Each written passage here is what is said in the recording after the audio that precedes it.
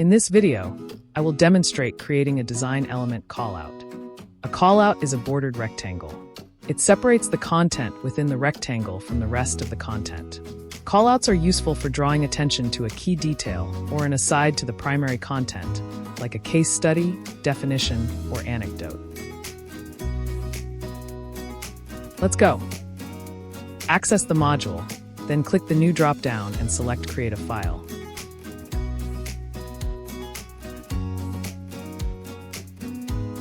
Add name for the page, then select the icon Insert Element and Callout.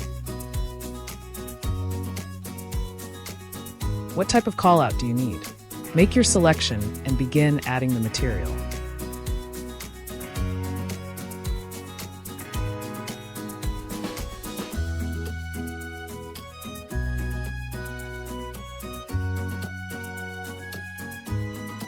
When you are ready, click Preview and Insert. Your page is not yet visible to students unless you have clicked Save and Close. You are always able to come back and do more edits.